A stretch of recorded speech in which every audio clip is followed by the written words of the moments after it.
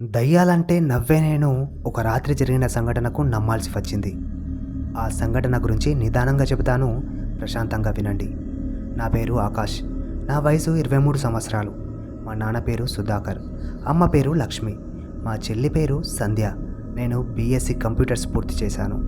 మా వాళ్ళందరికీ నేను చాలా మంచివాడిననే ఫీలింగ్, కానీ మా నాన్నకు నేను వేస్ట్ గాడిననే ఫీలింగ్.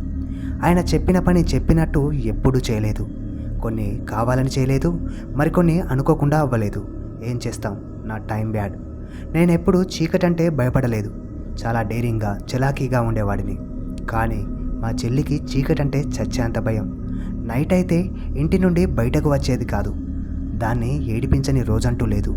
నన్ను ఎక్కువగా మా నాన్న దగ్గర ఇరికించేసేది మా చెల్లి మాత్రమే. ఒకరోజు నా చెల్లిని కాకాపట్టి దాని వీక్నెస్ని కనిపెట్టాలని ఇలా అడిగాను, ఎందుకే నీకు చీకటంటే అంత భయమని. అలా అడిగానో లేదో అంతే, మా చెల్లి నా వైపు గుర్రుగా చూస్తూ ముందు ముందు నీకే అర్థమవుతుందిలే అన్నయ్య అని చెప్పింది. అది విన్న నేను ఒక్కసారిగా నవ్వాపుకోలేకపోయా. పోవే పిచ్చిదానా అంటూ వెళ్ళిపోయా. కానీ ఒకరోజు రాత్రి జరిగిన సంఘటనకి నమ్మాల్సి వచ్చింది. మా ఊరు విశాఖపట్నం పక్కన తిమ్మరాజుపేట అనే చిన్న గ్రామం. గ్రామం చిన్నదే అయినా ఇక్కడ అందరికీ భయాలే ఎక్కువ. రాత్రి 7ంటికే ఇళ్లకు తాళాలు వేసి పడుకునేవారు. నేను బీఎస్సీ కంప్యూటర్స్ పూర్తి చేశాను.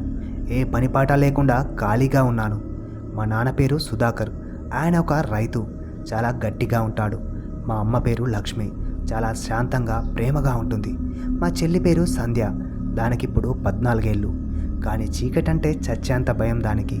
నేను మాత్రం ఎప్పుడూ ధైర్యంగా ఉండేవాడిని. కటిక చీకటిలోనైనా, శ్మశానంలోనైనా, ఏ బంగ్లాలోనైనా నేను నిద్రపోయేవాడిని. అసలు నాకు దయ్యాలంటే ఏమాత్రం భయం ఉండేది కాదు. కానీ ఒకరోజు, అది జూలై నెల, భారీ వర్షాలు, నది పొంగి పారుతుంది. పట్టపగలే చీకటి కమ్ముకుంటుంది.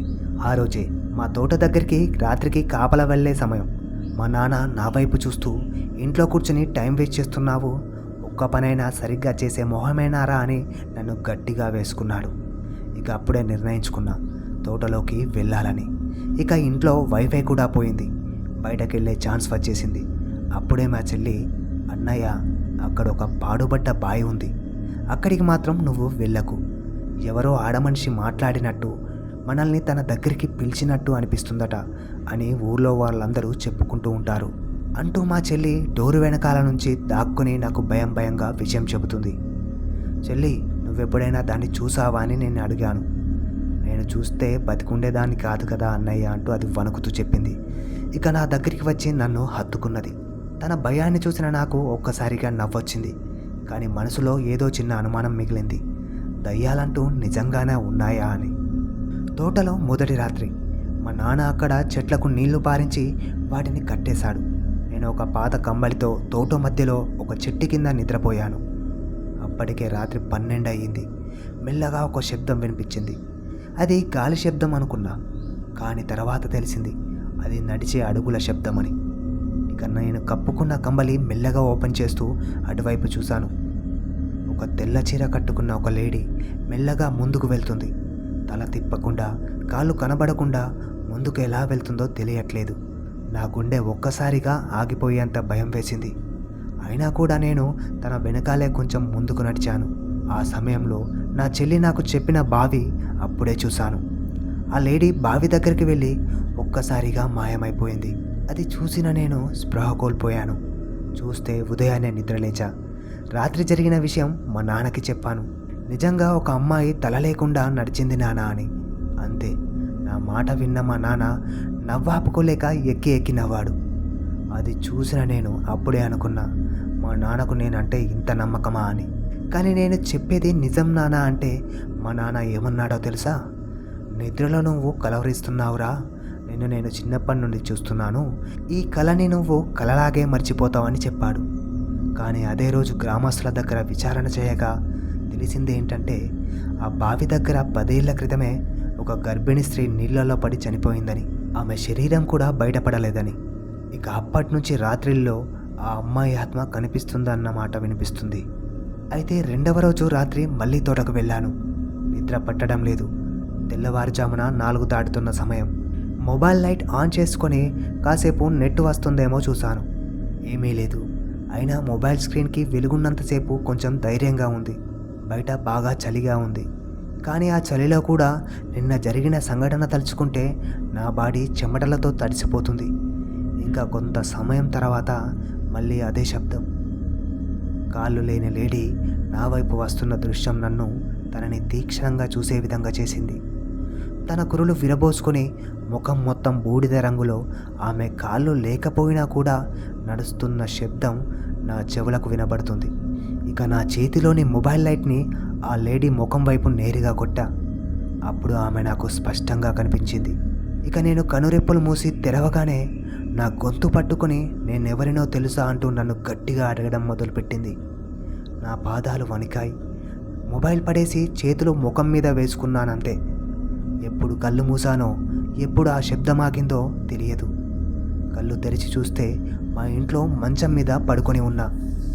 ఇక నాన్న మా ఊరి గ్రామంలో ఉండే ఒక తాతమ్మ దగ్గరికి నన్ను తీసుకువెళ్ళారు. ఆమె మందులతోనే కాదు మాటలతోనూ కూడా మనసుని తేలికపరిచే వ్యక్తి. ఇక తాతమ్మ గట్టిగా మంత్రాలు చదువుతూ, "నువ్వు ఒక ఆత్మను నిద్రలేపావు.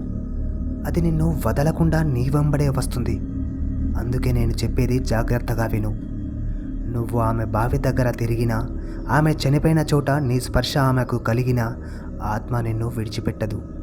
కాబట్టి ఆ చోటుకు నువ్వు చాలా దూరంగా ఉండాలని చెప్పింది తాతమ్మ." ఇక ఈ సమస్యకు పరిష్కారం దొరికిందని అనుకునే లోపే నా చెల్లి సంధ్యలో ఏదో మార్పు వచ్చింది. రోజు రోజుకి ఎక్కువగా భయపడుతుంది. రాత్రిళ్ళు ఏడుస్తుంది, గట్టిగా అరుస్తుంది, నిద్రలో కన్నీళ్లు పెట్టుకుంటుంది. తన కళ్ళ చుట్టూ నలుపుచారలు నిండుకున్నాయి. సరిగ్గా భోజనం చేయడం లేదు. ఇక ఇదంతా చూస్తూ తట్టుకోలేక, "అసలు నీకు ఏమైంది?" అంటూ నా చెల్లిని అడిగాను. సంధ్య నా వైపు కోపంగా చూస్తూ పక్కనే నడుస్తున్న ఒక నల్లకోడిని పట్టుకొని దాన్ని కరకరా కొరికేసి దాని రక్తం తాగుతూ నాతో మాట్లాడింది. "వాళ్లకు నువ్వు నచ్చావన్నా" అని అంటూ 2 సార్లు గట్టి గొంతుతో నన్ను భయపెట్టే విధంగా చెప్పింది. ఎవరు వాళ్ళు అంటూ నేను గట్టిగా అడిగాను. "బావిలో ఉన్న మా అమ్మ" అని చెప్పింది. ఆ మాట విన్నాక ఏం చేయాలో నాకు అర్థం కాలేదు. ఇక ఒక్క నిమిషం నా ఆలోచన వేరే విధంగా మారిపోయింది. అంటే నా చెల్లను ఆవహించింది ఆ లేడీ కడుపులో పెరిగిన ఒక చిన్న పాప అని తెలుసుకున్నాను.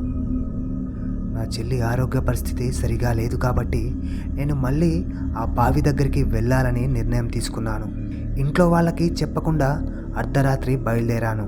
అసలు దెయ్యానికి నేనెందుకు కనబడ్డాను, ఎందుకు నా చెల్లి వెంబడి పడుతుంది అనే ఆలోచనలతో ఒక్కసారిగా ఆ బావి దగ్గరికి వెళ్ళి నిలబడ్డాను.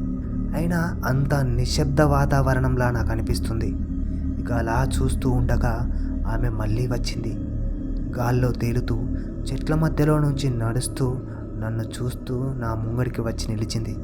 ఆమె గొంతులో నాకు న్యాయం కావాలి అనే మాట స్పష్టంగా వినబడింది. నేను గర్భవతినని తెలిసినా కూడా నన్ను గదిలో నిర్బంధించి చిత్రహింసలు పెట్టి నన్ను చంపేసి నన్ను ఆ పాత బావిలో పడేశారని చెప్పింది. నా విషయం గురించి ఈ ఊరిలో ఎవ్వరికీ తెలియకుండా పోయింది. కాబట్టి నువ్వే నాకు సహాయం చేయాలని నాతో చెప్పింది. నేను ఆమెను చాలా ధైర్యంగా అడిగాను, "ఏం చెయ్యాలి?" అని. "బావిని తవ్వించు, నా అస్థిపంజరాన్ని వెలికితీసి నా కథని అందరికీ తెలిసేలా చెయ్యని" చెప్పింది. ఇక మరుసటి రోజు ఆమె చెప్పినట్టు ఆ బావి తవ్వకానికి గోదావరి డివిజన్ అధికారుల నుండి అనుమతి తీసుకొని తవ్వించగా ఒక మహిళ అస్థిపంజరం బయటపడింది. చేతిలో చిన్న వెండి మంగళసూత్రం, పసుపు రంగులో గాజులు ఉన్నాయి. ఇక వాటన్నిటినీ పోలీసులు ల్యాబ్కి పంపగా స్పష్టమైంది ఏమిటంటే అది 10 సంవత్సరాల కింద ఓ గర్భిణీ యువతి యొక్క శరీరం అని నిర్ధారించారు. ఇక పోలీసులు అన్ని కోణాల్లో ఇన్వెస్టిగేషన్ చేయగా చనిపోయిన అమ్మాయి పేరు భవానీ. తనకు 19 సంవత్సరాలు. తన చిన్నప్పుడే తన అమ్మానాన్నలు చనిపోయారు. ఇక అప్పటి నుంచి ఆమె బాధ్యతలు ఒక పెద్దింటి కుటుంబం చూసుకునేది. కానీ భవానీ వయసుకు రాగానే ఆ యజమాని కొడుకు కనులు ఆమె మీద పడ్డాయి. భవానీకి మాయమాటలు చెప్పి ప్రేమ పేరుతో లొంగ తీసుకున్నాడు. అలా ఎవరికి తెలియకుండా రాత్రి సమయంలో వాళ్ళు గడిపేవారు. కానీ ఒకరోజు యజమాని కొడుకు ఆమె గర్భవతి అని తెలుసుకున్నాడు. ఇక అతనికి ఏం చేయాలో అర్థం కాక ఆ విషయాన్ని తన ఇంట్లో వాళ్ళందరికీ చెప్పాడు. ఆ కుటుంబం విషయానికి వస్తే ఆ ఊర్లో గొప్పగా బ్రతుకుతున్న ధనికుల కుటుంబం అదొక్కటే. భవానీ తక్కువ జాతి పిల్ల కావడం వల్ల తనని కోడలుగా చేసుకునే ఉద్దేశం ఆ కుటుంబానికి లేకపోయింది. ఇక భవానీకి ఏదో ఒకటి నచ్చచెప్పి తన గర్భాన్ని తీపించి ఆమెను వేరొకరికిచ్చి పెళ్లి చేద్దామని నిర్ణయించుకున్నారు. అందుకు భవానీ ఒప్పుకోలేదు. నన్ను పెళ్లి చేసుకోకపోయినా పర్వాలేదు, కానీ నన్ను నా బిడ్డను విడదీయకండి అంటూ బ్రతిమిలాడింది. అయినా ఏమాత్రం కనికరం లేకుండా భవానీ చెప్పిన మాటలు వినకుండా తనని ఒక రూమ్లో బంధించి చిత్రహింసలు పెట్టి తనని పాత బావిలో పడేసి చంపేశారు. చంపేసిన కొన్ని రోజులకే ఆ ఇంట్లో వాతావరణం మారిపోయింది. ఆ బావిలో నుంచి ఏడుపు, భయంకరమైన అరుపులు వచ్చేవి. ఇంకా వాళ్ళ ఆరోగ్యం కూడా రోజురోజుకు క్షీణించింది. అప్పుడు ఆ యజమాని కుటుంబం భవానీ ఆత్మ తిరిగి వచ్చిందని భావించి ఆ ఇంటిని ఖాళీ చేసి టౌన్లోకి వెళ్ళిపోయారు. ఆ కుటుంబ సభ్యులందరినీ అరెస్ట్ చేసి రిమాండ్కు తరలించారు. బావిని మూసేశారు. ఆమె అస్థిపంజరాన్ని హిందూ పద్ధతిలో దహనం చేశారు. ఇక 3 రోజుల్లో సంధ్య ఆరోగ్య పరిస్థితి తిరిగి బాగుపడింది. సంధ్య మళ్ళీ నవ్వడం మొదలుపెట్టింది. ఇక ఆ అమ్మాయికి న్యాయం జరిగిందంటూ చిన్నగా నవ్వింది. అన్నీ జరిగాక ఒక రాత్రి నిద్రలేచి నీళ్లు తాగుతూ బయటకు వచ్చాను. పక్క టెరెస్లో నెమ్మదిగా ఒక శబ్దం, ధన్యవాదాలు అని. తల తిప్పి చూస్తే పసుపు చీరలో భవానీ, ముఖంలో ఒక వెలుగు, ఒక నవ్వు. ఆమెను చూస్తే ఈసారి భయం వేయలేదు, నాలో ఏదో ఆత్మసంతృప్తి. ఆమె నెమ్మదిగా చెట్టు వెనక్కి వెళ్ళి మాయమయ్యింది. ఆఖరికి ఆమెకు శాంతి లభించింది. నాకు ఇప్పటి వరకు దయ్యాలంటే భయం లేదు, కానీ ఇప్పుడు ఒక్క విషయం నమ్ముతున్నాను. అత్యాచారాల, అన్యాయాల వెనుక బతుకులు దయ్యాల్లా తిరుగుతుంటాయి. వాళ్లకు న్యాయం చేస్తే వాళ్ళు శాంతించగలుగుతారు. ఇక నేను ఒకరోజు ఒక దీపం వెలిగించి ఆ బావి పక్కన ఒక రాయి మీద రాశాను, నువ్వు ఒంటరిగా లేవు, నీ కథ ఇక మౌనంగా ఉండదు అని. ఓకే ఫ్రెండ్స్, ఈ స్టోరీ మీకు నచ్చినట్టయితే సబ్స్క్రైబ్ చేయడం మాత్రం మర్చిపోకండి. అలాగే లైక్ కూడా చేయండి. ధన్యవాదాలు.